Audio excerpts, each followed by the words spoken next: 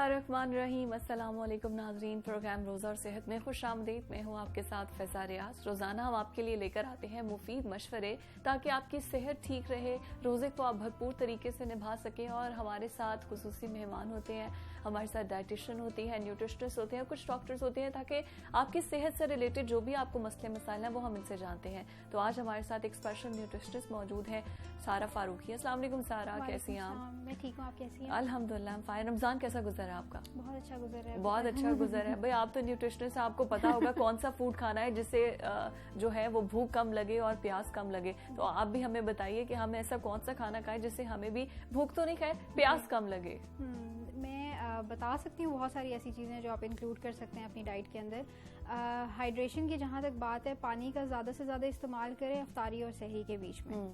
और उसके अलावा इस तरह की चीज़ें इंक्लूड करें जिसके अंदर नेचुरली पानी मौजूद है, जैसे फ्रूट्स और वेजिटेबल्स के अंदर। खासतौर पे सैलड्स का इस्तेमाल करें। आप देखें रमज़ान के अंदर सैलड्स कितना यूज़ करते हैं हम लोग। अच्छा, एक वैसे क्वेश्चन ये भी है कि जब हम पकोड़े बना रहे होते हैं, पकोड़े खाने चाहिए? आपने बिल्कुल ऐसे बोला। नहीं, मैंने कहा आप बना रहे होते हैं। अगर पकोड़े बना रहे होते हैं तो हम पकोड़े बनाते हुए भी उसमें पानी ऐड करते हैं, तो उसमें भी पानी आ जाता है, फिर हम खा सकते हैं। नहीं, पकोड़ों का आप इस्तेमाल ना ही करें तो ज़्यादा बेहतर है। कभी कभी यूज़ करने में कोई मसला नहीं है, जैसे हफ्ते में शायद आपने एक दफ़ा इस्तेमाल की हो और 2 से 3 खाने हो, तब आप इस्तेमाल कर सकते हैं, लेकिन डेली बेसिस पे नहीं। अच्छा सारा, एक ये भी तो साइंस ने जैसे जैसे तरक्की किया, एयर फ्रायर वो भी आ गए हैं, तो उसमें अब ये है कि चिकन है, नेबलेट्स है या कुछ भी है, आप उसमें समोसे हैं, रोल हैं, वो उसमें बना सकते हैं और वो खाएं। वो मतलब बिल्कुल ये हेल्दी होगी, तो वो खाने चाहिए। वो आप एयर फ्राई कर लें या फिर बेक भी करते हैं कई लोग। यस, तो आप उस तरह से भी उस तरह से यूज़ करना चाहते हैं तो आप कर सकते हैं, लेकिन फ्राई करके नहीं आप। अच्छा, और मतलब फ्राई करके नहीं, और एयर फ्रायर आपको इजीली मिल जाएगा किसी भी आप इलेक्ट्रॉनिक्स की शॉप से जाके, you can by air fryer. तो उसमें यह है कि आपको जो भी खाना है उसके अंदर रख दे, लेकिन उसका मजा नहीं आएगा। उसमें टेस्ट का डिफरेंस होता है, इसलिए मैंने सजेस्ट नहीं किया। अच्छा, इसका मतलब अच्छा, बेकिंग आइटम्स में हम किस तरह जा सकते हैं, क्या क्या खा सकते हैं बेकिंग आइटम्स में? बेकिंग आइटम्स में वैसे तो पकोड़े, समोसे और रोल्स भी अगर आप बेक करना चाहें तो आप कर सकते हैं, लेकिन ओवन में। हाँ, कर सकते हैं आप, लेकिन कई लोग ऑब्वियसली वो बेकिंग ओवन उसके लिए अब आपको चाहिए। वो कई लोग बेक करते हैं, कई लोग नहीं करते हैं। अच्छा, वैसे जितनी सादा ग़िज़ा आपकी होती है उतना आपका बॉडी, आपका स्टमक सब कुछ ठीक रहता है। बिल्कुल ऐसे ही तो सादा ग़िज़ा में हम क्या क्या इस्तेमाल करें? और नॉर्मली अगर मैं अपनी रूटीन अगर मैं आपको प्लीज शेयर कीजिए। सहरी के अंदर मैं हमेशा, मेरे पास एक हाफ कप मेरा बोल होता है योगर्ट का, जैसे मैंने आपको बताया, मैं उसमें फ्रूट्स वगैरह और सीड्स वगैरह ऐड करके मैं वो यूज़ करती हूँ, तो उससे भी मैं काफ़ी सेटिस्फाइड हो जाती हूँ। लेकिन साथ में, क्योंकि मैं चाहती हूँ हाई फाइब्रस कोई चीज़ हो साथ में, या मैं ब्रेड का इस्तेमाल करती हूँ या फिर रोटी का, होल व्हीट रोटी का, और उसके साथ या अंडा होता है या मेरा कबाब होता है, वो मैं साथ में इस्तेमाल करती हूँ। और फिर साथ में अगर मेरा दिल कबाब को आप फ्राई करती हैं, बेक क्या? फ्राई ही होता है, लेकिन वो शैलो फ्राई और बहुत कम ऑयल के अंदर मैं उसको जो है वो फ्राई करती हूँ, ज़्यादा ऑयल नहीं। अब ये एक आइटम ये भी तो आई थी पहले, नॉन स्टिक पैन आए थे कि नॉन स्टिक पैन में आप कर सकते हैं, उसमें ऑयल की जरूरत नहीं पड़ती। अच्छा, बहुत से ऐसे लोग हैं जैसे अगर आप देखें तो वो बटर का यूज करते हैं रेदर देन ऑयल। ऑयल को वो प्रेफर नहीं करते और वो बटर की तरफ जाते हैं, तो वो हेल्दी है या वो भी फैट्स ही है? वो भी फैट्स ही है। अब ये दो चीजें, एक तरफ आप एनिमल फैट्स या तो आप यूज करें या आप प्लांट बेस्ड ऑयल्स यूज करें, वो दोनों तरफ से आपको फैट्स ही मिल रहा है। क्वांटिटी कंट्रोल करनी है। अब जहाँ पे हम लोग एनिमल फैट्स की बात करते हैं, जैसे बटर है, वो आपको कम क्वांटिटी में यूज करना है, यानी बहुत मिनिमम क्वांटिटी में, हाफ टी स्पून या 1 टीस्पून मैक्सिमम, इससे ज्यादा नहीं यूज करना। और जहाँ दूसरा ऑयल है, वेजिटेबल ऑयल्स हैं, वो आप डेली बेसिस पे अपने सालन, रोटी में या जिसमें भी इस्तेमाल कर सकते हैं, लेकिन तब भी मैं यही सजेस्ट करूंगी मेजर करके इस्तेमाल करें। क्योंकि आप लोग जितना ऑयल यूज करते हैं ना, हम लोग सालन में, आपने देखा होगा, मेजर नहीं कर रहे होते हम लोग, बस वो बॉटल से हमने वो जितना डाल दिया, और बाद में वो जब सालन आपकी प्लेट में आता है तो उसमें ऑयल सारा तैर रहा होता है, ऊपर पता चलता है कि भाई वो बहुत ज्यादा, एग्जैक्टली वो बहुत ज्यादा क्वांटिटी होती है। तो हमेशा सालन बनाने के लिए भी थोड़ा मेजर करके इस्तेमाल करें ताकि ऑयल भी ना जाया हो। अच्छा, एक बात आप मुझे ये भी क्लियर कर दें कि जो घी है, पहले एक फॉर्म आई थी जब हम लोग थे, देसी घी से घी की तरफ स्विच किया, घी से ऑयल की तरफ स्विच किया, अब ऑयल से भी आगे जो ऑलिव ऑयल है उसकी तरफ स्विच कर रहे हैं। तो घी, अब चूंकि बहुत से ऐसे डॉक्टर्स हैं जिनको मैंने सुना है, वो ये कहते हैं कि आप चाहे घी यूज करें चाहे आप ऑयल यूज करें, वो आपकी सेहत में उतना ही नुकसानदेह है दोनों। Is that true? अगर आप एनिमल बेस्ड बात आ जाती है, animal based and plant based अगर आप कंपेयर कर रहे हैं, ठीक है, जो एनिमल बेस्ड आपका जो ऑयल्स हैं या फिर जो घी है या फिर जो बटर है उसके अंदर कोलेस्ट्रॉल नेचुरली मौजूद है, ठीक है, और वो सैचुरेटेड फैट्स के अंदर भी आ जाता है। सैचुरेटेड फैट्स की पूरे दिन के अंदर आपको जो है 6 to 7% आपको सिर्फ पूरी डाइट में अलाउड होता है, ठीक है। ओवरऑल फैट्स की अगर बात की जाए तो वो 25% या 30% आपको अलाउड होती है कि आप ले सकते हैं। वो फिर दूसरी चीज़ें हो जाती हैं जिसमें वेजिटेबल बेस्ड आपके पास ऑयल्स आ जाते हैं, olive oil, sunflower oil, safflower oil या फिर मस्टर्ड ऑयल का आप इस्तेमाल कर सकते हैं।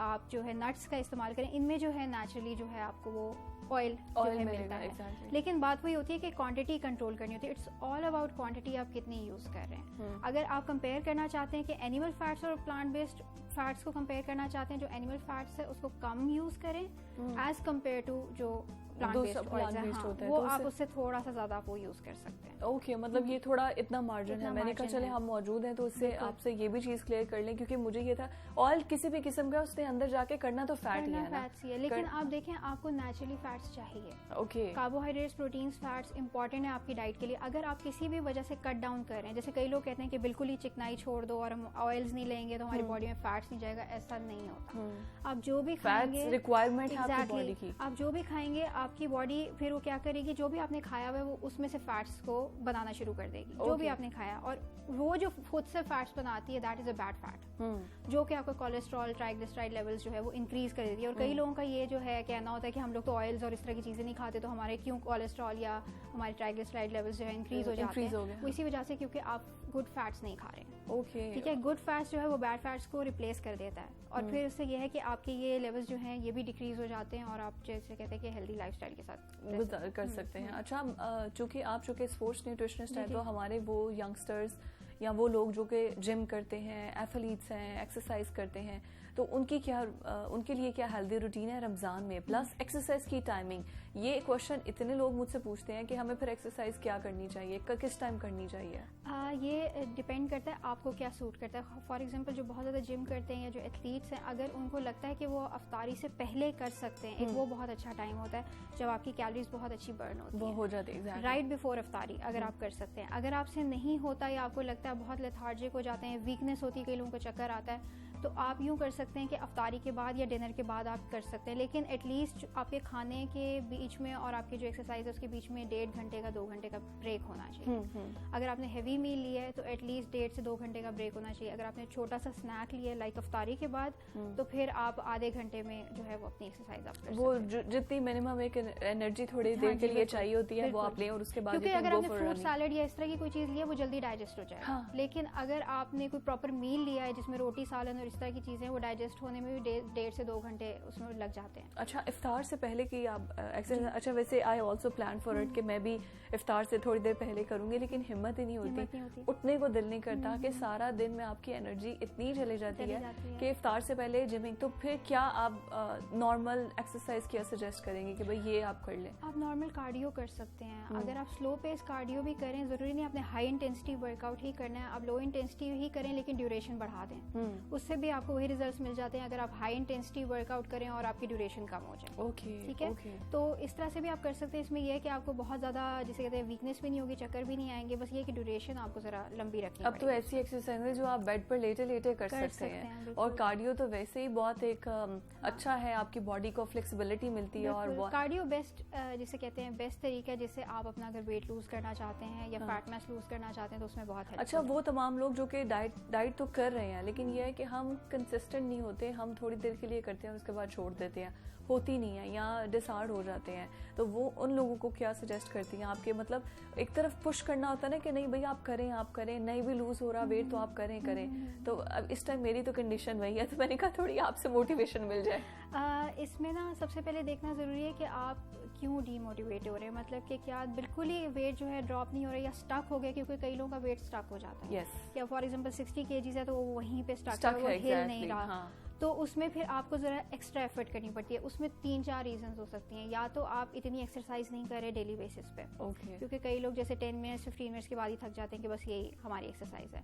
मे बी आपकी रिक्वायरमेंट ज़्यादा है कि आपको एटलीस्ट 30 मिनट्स या 1 आवर की एक्सरसाइज डेली चाहिए।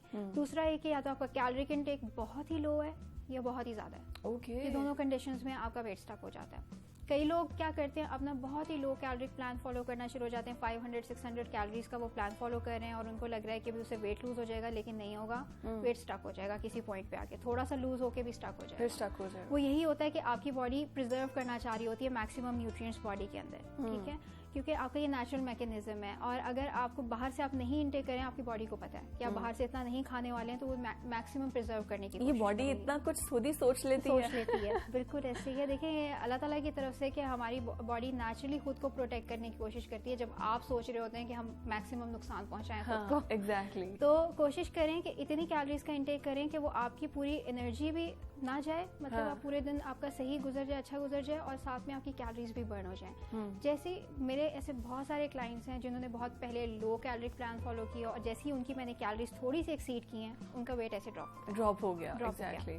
सिर्फ वो यही है कि आपकी बॉडी फिर रिलैक्स हो जाती है कि ठीक है, बाहर से न्यूट्रिएंट्स आ रहे हैं, खाना आ रहा है, तो अब जो है मैं आराम से, मतलब मुझे कोई मसला नहीं, मैं थोड़ा बहुत अगर कैलोरी। अच्छा, स्ट्रेस लेवल भी जब हाई होता है तभी आपका वेट स्टक हो जाता है? अगर आपकी बॉडी में जो कॉर्टिसोल हार्मोन है, जो स्ट्रेस हार्मोन है, बहुत ज़्यादा रिलीज हो रहा है, अगर बहुत आप स्ट्रेस लेते हैं पूरे दिन में, आपकी नींद भी पूरी नहीं है, जैसे कई लोगों को इंसोम्निया हो जाता है, स्ट्रेस की वजह से इंसोम्निया हो जाता है, और आप पूरा दिन बहुत ज़्यादा चीज़ों को सोच रहे हैं, या आपका काम ठीक नहीं है, या कुछ भी कोई भी इश्यूज़ हैं, तो कॉन्स्टेंटली रिलीज जब तक वो हो रहा है हार्मोन, वो आपके, अब मैं इसको साइंटिफिक वे में कहूँगी कि आपकी बॉडी के अंदर मैक्सिमम ग्लूकोज को वो रिलीज कर रहा होता है।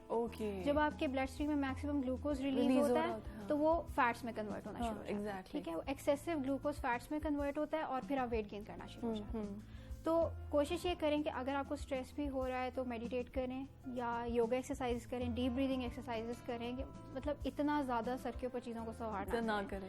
और ख़ास तौर पे नींद की वजह से भी हो सकता है। अगर आप रात को बहुत ज़्यादा फ़ोन यूज़ करते हैं या टैब यूज़ करते हैं, वो स्क्रीन की, क्योंकि वो लाइट आपकी आंखों पे कॉन्स्टेंटली पड़ रही होती है, तो आपकी जो बॉडी में जो स्लीप हार्मोन है वो इतना रिलीज़ नहीं होता, फिर आपको रात को नींद नहीं आती। अच्छा, जो बॉयज हैं जो जिम करते हैं, उनको तो फिर खाना बहुत अच्छे वाला चाहिए होता है, बिकॉज वो तो प्रोटीन भी लेते हैं। गर्ल्स एंड बॉयज जो भी जिम कर रहे हैं या एक्सेसिव एक्सरसाइज, नहीं, गर्ल्स का पता है क्या माइंडसेट है, जो मुझे अभी तक पता है, उनको यही पता है कि जैसे ही हम अपना खाना पीना छोड़ देंगे हमारा वेट ड्रॉप हो जाएगा। ये कॉलेज लाइफ से मैं अपने यही देखती आ रही हूँ और यही सुनते आ रही हूँ। हालांकि बॉयज इससे बिल्कुल उलट होते हैं, वो खाते भी हैं और एक्सरसाइज भी उतनी करते हैं। हाँ जी, वो आपके मेटाबॉलिज्म के ऊपर भी होता है। अगर आप अर्ली एज में हैं, आप टीनेजर हैं या अर्ली 20s के अंदर हैं, आपका मेटाबॉलिज्म बहुत फास्ट होता है, आप जो भी खा पी रहे हैं, साथ में एक्सरसाइज करें, वो प्रॉपरली बर्न होना शुरू हो जाता है। लेकिन जैसे ही आप मिड 20s में आते हैं और लेट 20s की तरफ जाना शुरू होता है, वो मेटाबॉलिज्म स्लो हो जाता है, फिर वही वाली एक्सरसाइज इतनी ज़्यादा इफेक्टिव नहीं होती है। फिर उसमें यह है कि आपको अपना